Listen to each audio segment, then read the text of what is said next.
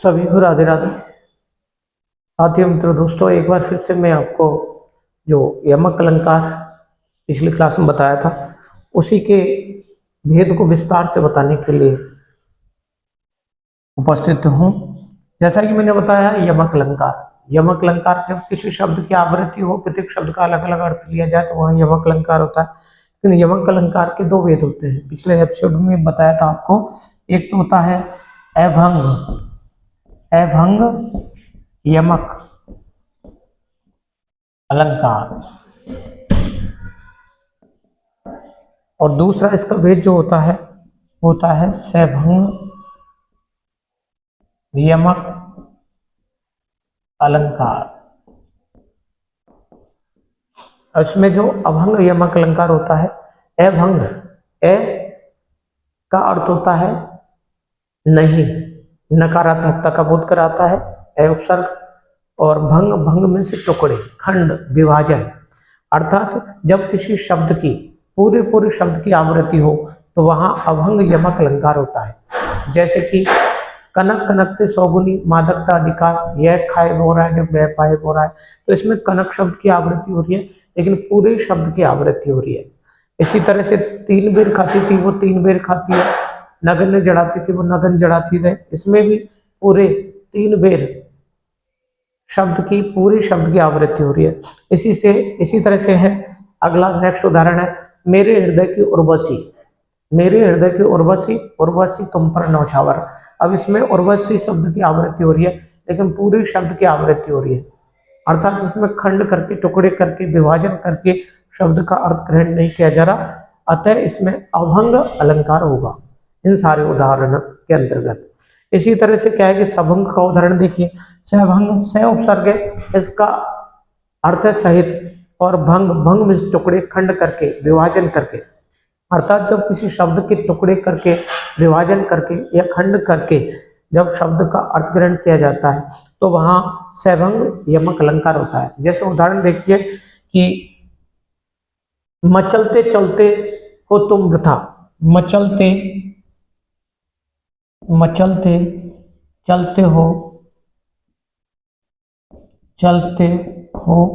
तुम वृथा, मचलते चलते हो तुम वृथा। तो इसके अंतर्गत देखिएगा, मचलते ये शब्द है मचलते, और ये शब्द की आवृत्ति तो हो रही है मचलते चलते, लेकिन ये जो चलता शब्द है, चलते शब्द में से मैं शब्द छूट गया है। अर्थात जब कोई शब्द जो है भंग करके, अर्थात टुकड़े करके जब उसका अर्थ देखा जाता है, मचलते शब्द जो शब्द है इसी में से है चलते शब्द, लेकिन चलते शब्द है, इस चलते शब्द के अंतर्गत मैं शब्द जो है वो रह गया है, हट गया है। तो जब किसी शब्द का क्या है कि आवृत्ति तो हो लेकिन उसके क्या है कि उसका जो भाग है वो क्या है, खंड करके, टुकड़े करके अर्थ लिया जाए। मचलते हैं, इसमें से खंड हो गया, क्या हो गया, टुकड़े हो गए, चलते शब्द, तो हम कह सकते हैं इसके अंतर्गत कौन सा है, सभंग। दूसरा उदाहरण है जैसे कुमोदनी मानस मोदनी कहीं, कुमोदनी मानस मोदनी कहीं, मानस मोदनी कहीं,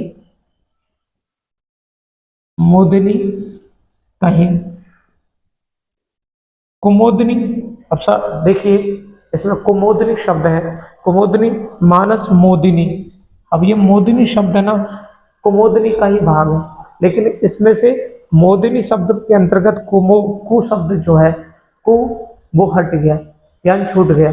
तो शब्द की तो आवृत्ति हो रही है कुमोदनी की, लेकिन इसमें से कु जो है, कु उपसर्ग हट गया।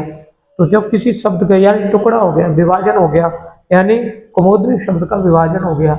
जब किसी शब्द का टुकड़े करके, विभाजन करके जो अर्थ ग्रहण करेंगे तो उसके अंतर्गत कौन सा अलंकार होगा, सैभंग यमक अलंकार।